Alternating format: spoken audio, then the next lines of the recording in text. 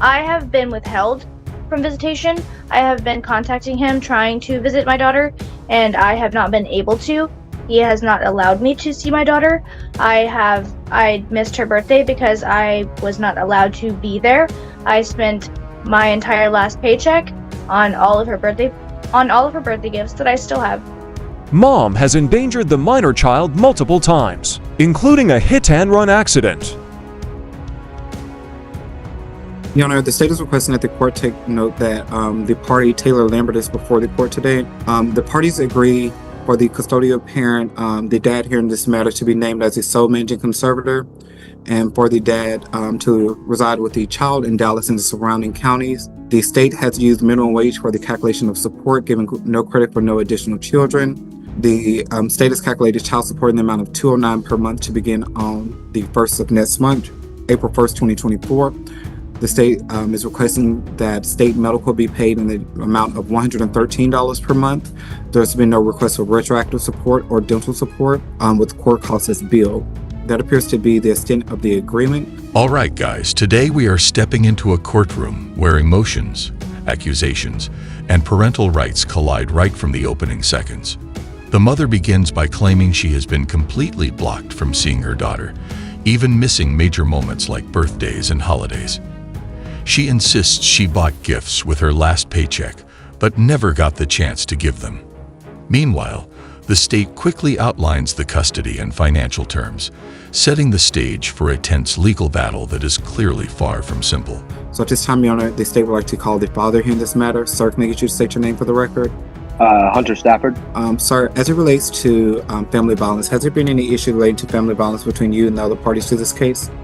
Yes, Taylor has on multiple occasions hit me in front of my child, as well as just gone off the rails in front of her. So, yes, there has been. Has this taken place within the last 2 years? This would have been in 2022 or last time around June. So so within the last 2 years, yeah. And just to confirm, you stated that these issues that you spoke of previously happened in front of the child. Is that correct? Yes, yeah, which is partially the reason why I've been keeping my child away from Taylor per CPS suggestion as well. And is CPS currently involved in this matter?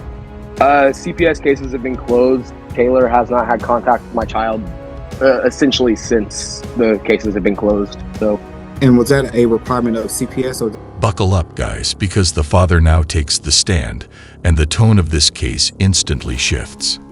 He accuses the mother of violent behavior, claiming she hit him in front of their child on multiple occasions. According to him, those incidents are exactly why he has been keeping the child away. He also mentions CPS involvement, hinting that authorities had previously stepped in. Right away, you can see the court focusing not just on custody, but on whether the child's safety has been at risk. That's your choice, sir. That was my choice based on the actions of Taylor. So. And how old is the child here in this matter? She's 3. She just turned 3. And when was the last time the mother had any visitation with the child? It's gotta be since maybe October, November, at least 6 months. And as it relates to the visitation going forward, are you requesting that the mother has no visitation with the child? Yes. On one stipulation is I would let her see my kid if she would take a hair follicle test, because I know that she's faked UAs before. So, and if she can pass a hair follicle test and not fail for heroin, I mean, then all right, we'll start talking about it. But until that day comes, I'd like to keep my child away from her. All right. Would you be in agreement to the mother having visitation with the child if it's conducted via an outside? All right, guys. The father continues and raises the stakes even higher. He reveals the child is only 3 years old and says the mother hasn't seen her in about 6 months. When asked about visitation, he doesn't just say no. He sets a condition. He demands a hair follicle drug test, claiming she previously faked urine tests and suggesting heroin use. It's a powerful accusation, and it immediately frames the dispute around trust, substance abuse, and the child's protection. Outside agency to assist in the visitation. to monitor the Yes, yeah. I mean, still with that stipulation, as long as she's not actively doing heroin, then yes. And has the mother ever endangered the child here in this matter in any form or fashion? Multiple times, in multiple ways, yes. And when was the last issue, sir? The last issue, the last time that she she got in a car wreck with my child in the car when her and her boyfriend were messed up. So, and then they fled the scene of the car accident. So, and you say that the parties were messed up. Could you explain to the court what do you mean by messed up, sir? Intoxicated. And are you requesting that your information such as your address and telephone number be withheld from the record? Yes, please. And is that request being made out of safety concerns? Yes. Do you have any additional information you'd like to offer to the court as it relates to this matter? Other than what all the information I relayed in the first phone call is past, yeah. And then the only other thing is that the last lady told me that Taylor said she didn't have a job, but she's been telling me for the past 2 months that she's got 2 of them. So I don't know how truthful that is on her end. So that's the only other thing I'd like to pass along. About this? Can you wait your turn? Yes, I can. Buckle up, because now the court explores whether supervised visitation could be a middle ground. The father says he might allow visits through a monitoring agency, but only if the mother proves she's clean. Then another serious allegation surfaces: a car accident where the mother allegedly fled the scene while intoxicated with the child present. At this point, the courtroom atmosphere becomes heavy. Safety concerns, substance abuse claims, and past incidents are stacking up fast. Thank you. No further questions for this party, Your Honor. At this time, Your Honor, the state would like to call Ms. Lambert. Ms. Lambert, can I get you to state your name for the record? Taylor Lambert. Now, as it relates to the contested issue, which is the issue of family violence and the issue of visitation, has there been any issue relating to family violence between you and the other party to this case within the last 2 years? Yes, there has. The issue being, I was under the influence of alcohol. That was when she was less than a year old. And that's not excusing the behavior. That is inappropriate behavior. But it's something that I never hit him again after that. And I'm not sure why he is saying those things, because there was only one instance where I put my hands on him. I don't understand, but yes, there was that one instance, yes. And did you hear what the other parties to this case previously testified that you had placed the child into some All right, guys. Now the mother finally takes the stand and begins addressing the accusations. She admits there was one incident where she hit the father while under the influence of alcohol, but she insists it happened only once when the child was an infant. She openly acknowledges that the behavior was wrong, but strongly rejects the claim that it was a repeated pattern. Her testimony introduces a different narrative, one where mistakes happened, but not the way the father described them. very dangerous situations. Are you in agreement with that information that he provided to the court previously? Yes, I am, and those are also in the same time frame. What he said about me being with my partner, intoxicated in the car with my daughter, that is false. I was by myself and I was living with my sister. What I had tried to do was I only tried to leave the driveway, and I drove into a ditch, and the police were called to the scene, and I was taken to Terrell State Hospital, and I was given a 72-hour hold. My daughter was put in danger, yes, but I did not drive any far. I didn't drive far with her. I didn't go far, and I was under a severe mental breakdown. That doesn't excuse the behavior, but I would like to at least have that be acknowledged. And as it relates to the Buckle up, because the conversation turns to the alleged dangerous situations involving the child. The mother admits there was an incident involving her car, but explains it very differently. She says she barely left the driveway before ending up in a ditch during a severe mental breakdown.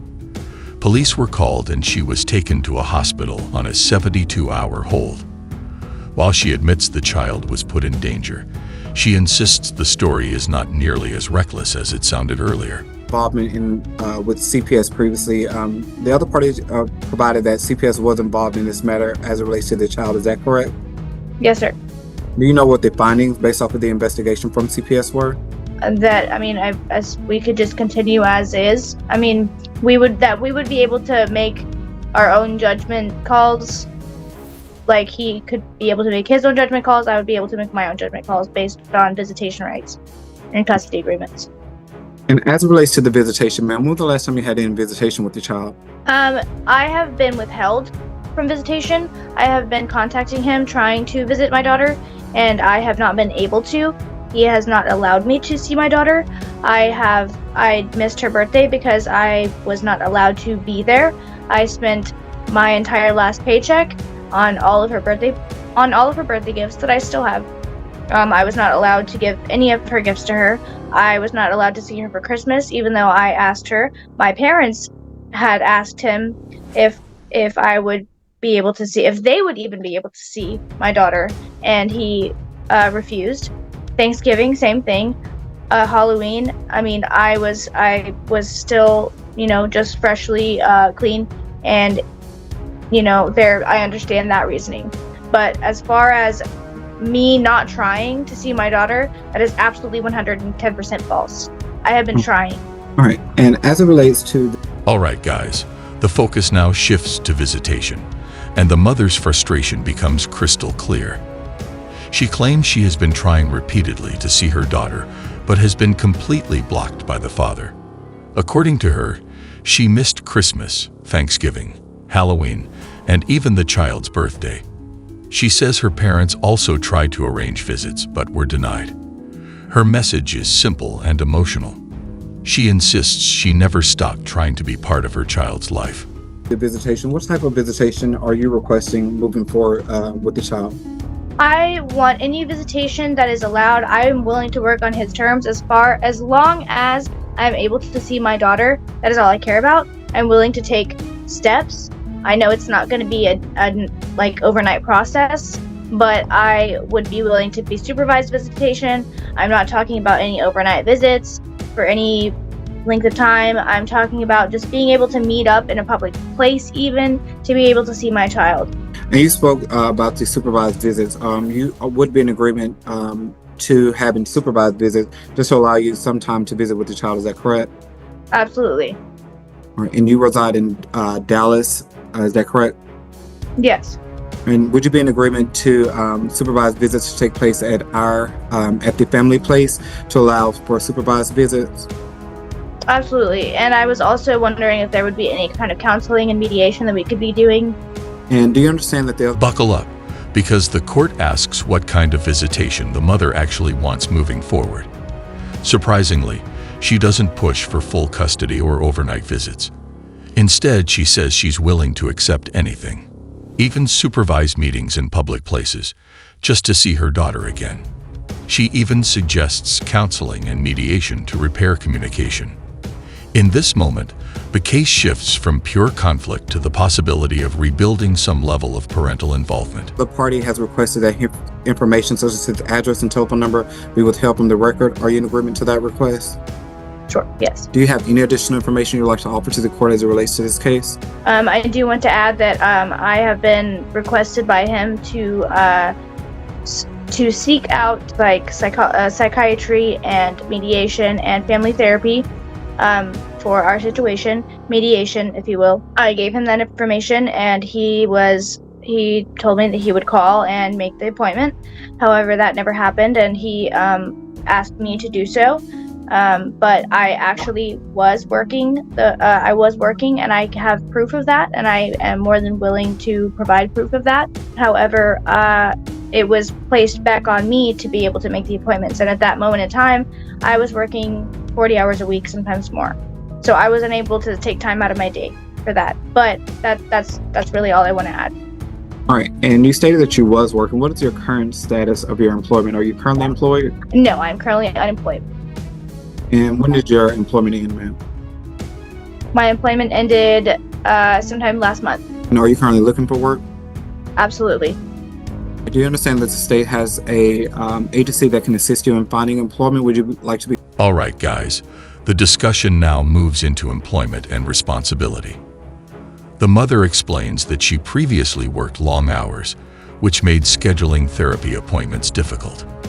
However, she is currently unemployed and actively searching for work. The state offers to enroll her in an employment assistance program, which she accepts immediately. At this point, the court isn't just evaluating past mistakes. It's also looking at whether she's taking real steps towards stability. Placed into that to assist you with looking for work? Absolutely. Do you have any additional information you'd like to offer at this time? No, thank you.